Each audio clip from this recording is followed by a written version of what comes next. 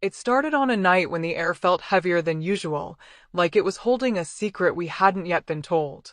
I was sitting on the edge of our sofa, glass of wine in hand, while Daniel leaned against the doorway, watching me in that unspoken way that meant his mind was far from the TV flickering in the background. Across the room, our friends, Mark and Elise, sat closer than they needed to, their knees brushing now and then, a smile passing between them that seemed to carry a private language. They had always been bold, effortlessly crossing invisible lines most couples tiptoe around. To them, affection wasn't bound by the neat borders society drew. They touched when they spoke, laughed too freely, and shared looks that lingered just a little too long. And that night I realized they weren't the only ones feeling something shift. Daniel's hand found the back of the couch as he walked past me, his fingers brushing my shoulder light, but enough to send a shiver up my spine. He leaned down, lips close to my ear, and murmured something about how comfortable they seemed. His tone was low, almost teasing, almost daring. I looked back at Elise, who was watching me now, not shyly, not boldly, but with a warmth that made it impossible to look away. The room seemed to grow smaller, the air thicker, every sound sharper. Every movement, Mark pouring another drink, Daniel setting his glass down, Elise tucking a strand of hair behind her ear, felt loaded, deliberate, connected to something we weren't yet naming. I told myself I was only curious, that it was just the wine and the late hour making the world feel softer at the edges.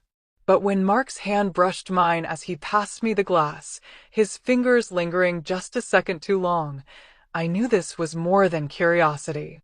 It was the beginning of a conversation without words, a slow burn pull toward something we'd never planned, but could no longer pretend we didn't feel.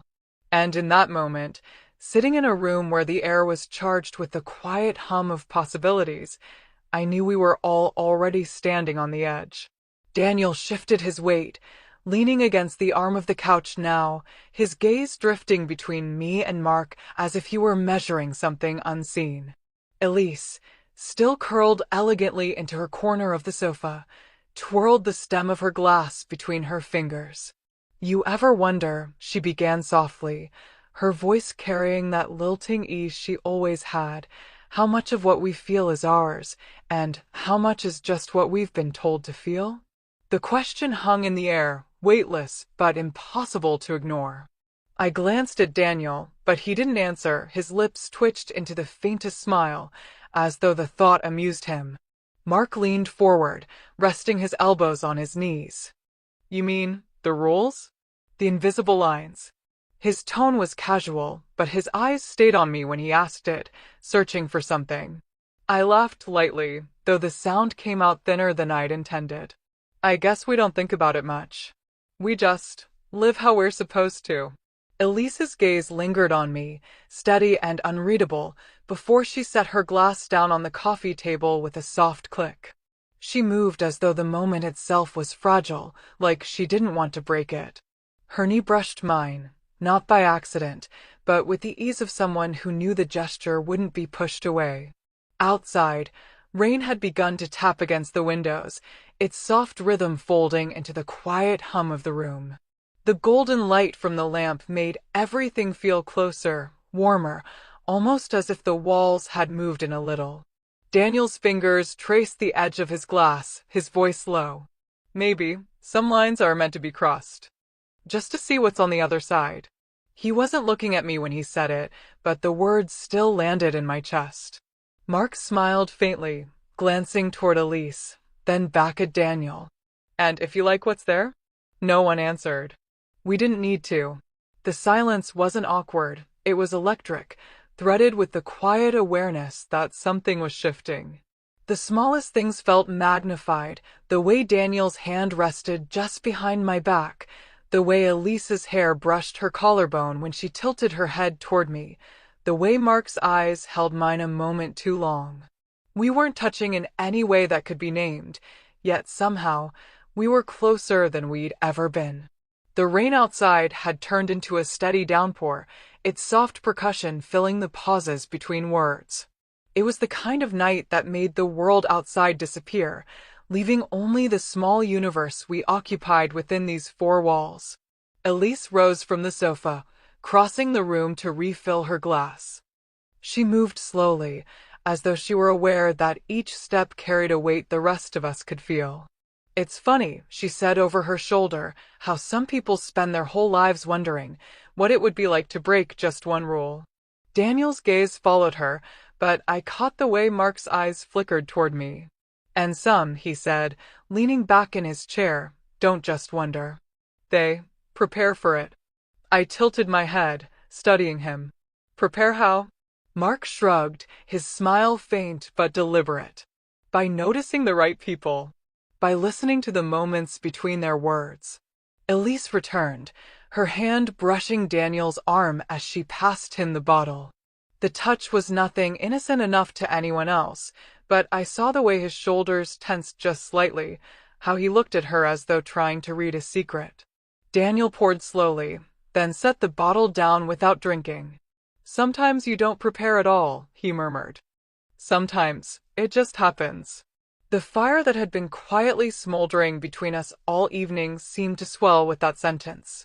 I glanced toward Elise, only to find her watching me with that same unreadable calm, but now there was something softer there, an invitation, unspoken but unmistakable. I couldn't look away. And then, almost imperceptibly, Mark shifted forward in his seat, resting his forearms on his knees. "The thing about rules," he said, "is that they keep us safe, but they also keep us from living." Daniel chuckled quietly, though there was no humor in it. "Or from feeling what we're afraid to admit we want." The words made my pulse quicken. The conversation drifted into something lighter after that, stories about our early 20s, small confessions of reckless nights, and stolen kisses from long before we'd met.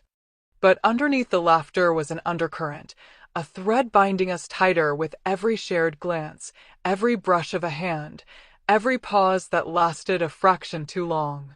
I found myself studying the way Daniel leaned toward Elise when she spoke, how his eyes lingered on her mouth for just a second too long.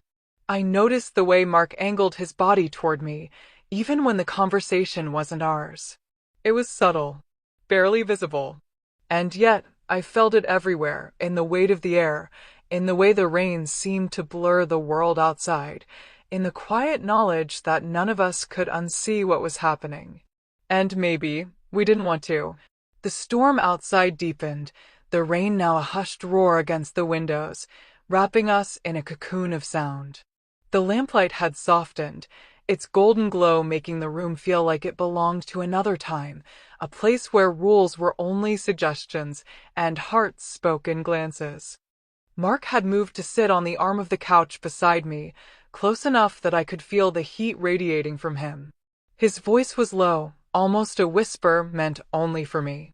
"It's strange," he said, "how quickly comfort can turn into something else."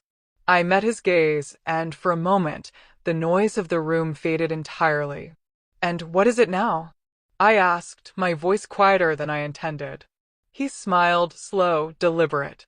"I think you already know." Across from us, Daniel and Elise were laughing at something she had just said, but there was an intimacy in the way their shoulders leaned toward each other, in the way Daniel's hand rested so near hers on the couch cushion.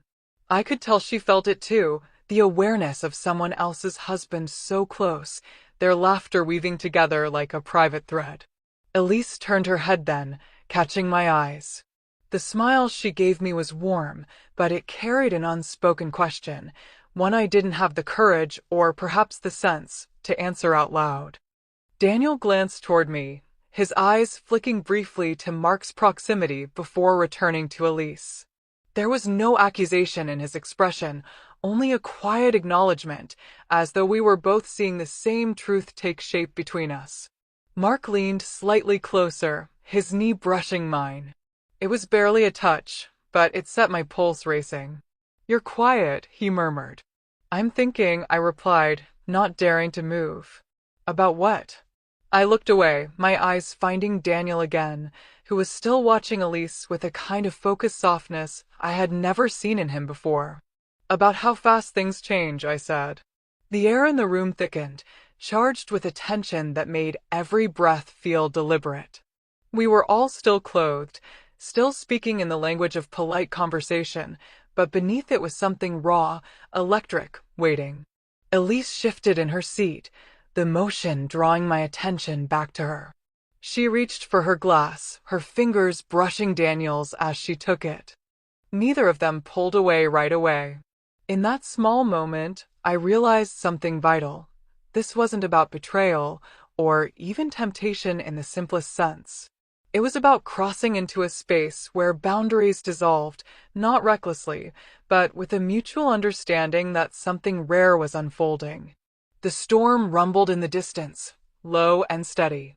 The four of us sat there, each of us drawn toward the invisible center of a gravity we couldn't name, yet none of us could resist.